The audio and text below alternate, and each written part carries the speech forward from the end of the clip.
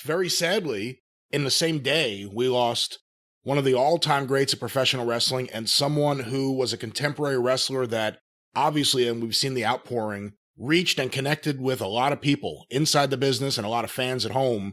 And why don't we start by talking about Brodie Lee, because this was pretty shocking, kind of out of nowhere for a lot of people. And a lot of people were really reeling from it. Well, yeah, I'm like everybody else. I got up, most everybody else that heard about it at the same time. I got up, a couple days ago in the morning, turned on the internet, and there is first Danny Hodge, and then at the time, I didn't even really register his real name, John Huber, and then it said Luke Harper and Brodie Lee. I'm like, what the when you say shocking, has this ever happened before? In 125 years of professional wrestling, that a guy has been actually on television, in a big main event match, promotion, national TV, whatever the case, and then suddenly, without being a car accident or something like that, I mean, it was at 41 years old. I didn't even know he was that old. Obviously, the only thing that we know is they said it was a non-COVID related lung issue or disease or whatever. But just how does that even fucking happen? How can a guy, if something that obviously serious that he didn't even know he had, and that he's wrestling 2 months ago, and then boom, and suddenly he's hospitalized, and boom, that's bizarre, and I don't know that it's ever happened in the wrestling business. Can you remember anything like this of any kind? Nothing like this. We've seen guys who were actively on TV, but like you said, car accidents or substance abuse, whatever it may be. We've never seen something like this. And, I got to say, it really hit me pretty hard because he's my age and he has a young family at home. And, it's really hard to wrap your head around the fact that we just saw him on TV a couple months ago and this happened. I saw an interview that he did on the AEW podcast, the one that I think it's Tony Schiavone and the referee Aubrey Edwards host. And this was somewhere, maybe in November, like somewhere in between the last match and now. And he was just saying how he was talking about the dog collar match and how he left a little bit of himself in the ring that night, which is kind of haunting to hear.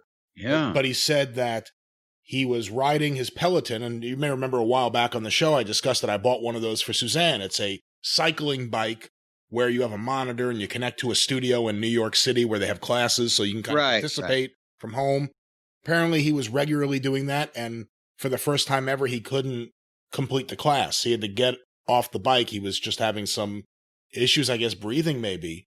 And very quickly, one thing turned into another. We don't have a lot of details, but he was in the Mayo Clinic. And, I mean, this is just, like I said, stunning. It's very, very sad.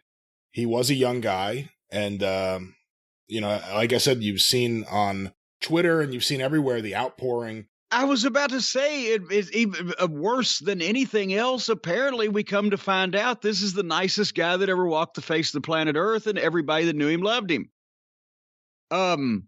Which, is even more shocking. And people are out there going, well, you've never said anything good about AEW. Well, but fuck. Seriously, we'll get to that in a minute. But this was a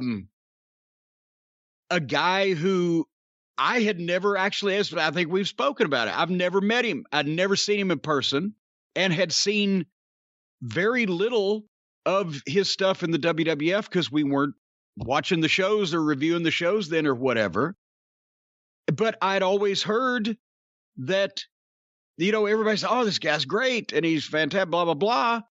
So when we saw the whole thing, and this is not the time to litigate AEW's booking, but a lot of people were rolling their eyes at the Dark Order before he got there. So I rolled my eyes when he showed up because there you go. However, in light of this, I rescind any of my criticism of him as a wrestler because if he obviously, you don't just get something like this and boom, you're done. Apparently it was there. He didn't know it. So if he's wrestling with that serious of a lung issue, I rescind any of my criticisms of him as a wrestler. The booking still stands. I think that may be a point that for me, who had never seen this guy, and everybody said he was great, but then he comes in the middle of that mess, whatever. And he really did start. I thought he started coming into his own right around the time he beat Cody for the TNT title. Remember, they had the match where he just destroyed Cody, and then him and the Dark Order beat up the entire Nightmare family. And then he had a relatively short run with the TNT title, and then, and again, you think back. I remember we said, well, damn, I don't even remember exactly what we said, but something to the effect of, why didn't they smash him over like that when we first saw him instead of doing it after he's already been, blah, blah, blah. Yeah. But point is, I apologize for my criticism of this guy's wrestling. If he was laboring under those handicaps, I stand by the criticism of the booking, because it seems like if everybody loved him, they might wanted to concentrate a little more on him instead of putting him in that bunch. But this is not the time, as I said, to litigate that. But it's just, that's overly shocking. And especially in the week between Christmas and New Year's, just to another 2020 boot in the ass on its way out the door. And I guess here's something else they said, that for once these weasels could keep a secret. The whole bunch, there's always been, and this goes back 60 years, there's three main forms of communication: telephone, telegraph, and telewrestler. But apparently a lot of people in the company knew about this for a while, and because they all liked him so much and they promised his family, and he didn't want people talking about it, that nobody said anything. This is the first secret of this magnitude I can ever remember being kept in the wrestling business by that many people. Yeah, and you bring up people liking him, and obviously AEW, as we're recording, they haven't yet done it, but they're going to be doing a tribute episode to him. There was a graphic on the screen at Raw. They maybe should have done a little bit more, because, we haven't really seen this in this generation. When someone passes like a Pat Patterson or a Howard Finkel, guys have good memories of them. Some may have worked one-on-one with a Pat Patterson, but no one's been in the ring with him. No one worked with him. No one was on the road with him. And with a Brodie Lee, this is something we've seen in years past with guys tragically passing young. Everyone in the locker room knew him. And this is in both companies. Everyone in the WWE, everyone that was there, he was just there a year ago. Everyone that's there. And here's something else. This is the first time, honestly, I mean, help me if I'm overlooking something, where, like you said earlier, it wasn't substance abuse, or when a guy dies this young and is a current wrestler and is active, it's always some kind of tragedy in that direction rather than something like this. So it's even more, because then some people say, well, we saw it coming, or we were afraid he was going to be the next one, or whatever. But even beyond that, if a wrestler gets a cancer diagnosis, you're kind of aware that they're sick, that they're going through something. With the exception of Tony Khan and the executive vice presidents and maybe a few other people there, no one knew. So, we even brought it up on the show a few times. Where is Brodie Lee? The Dark Order is getting a little more into comedy on the show. Where's Brodie Lee? We've said it. We had no idea. No one did. And again, it's not like someone who gets a diagnosis and, Brian Hildebrand. When Brian got sick, everyone knew he was sick and everyone was rooting for him. And, it was several years of everyone just rooting for him and pulling for him. But we knew he was sick. Yeah. With Brodie Lee, we had no idea. He wasn't on TV, and there was no mention of him on TV. And then all of a sudden, this news, it's tragic. And I feel awful for his family. Like I said, that's what hit me the most. I'm 41. I have a family. And, I feel awful. Well, now it makes more sense. It makes more sense also.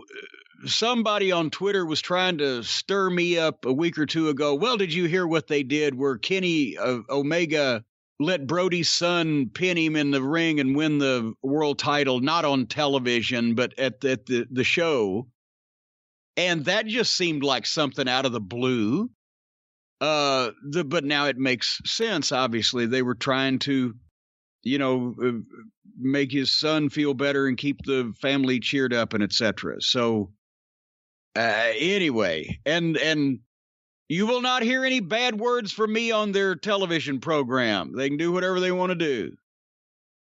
But anyway, just that was probably, and when you think about it, normally when some name passes away and it makes mainstream news, it's because all the fans are talking about it. But in this case, it was sort of like with Tracy Smothers.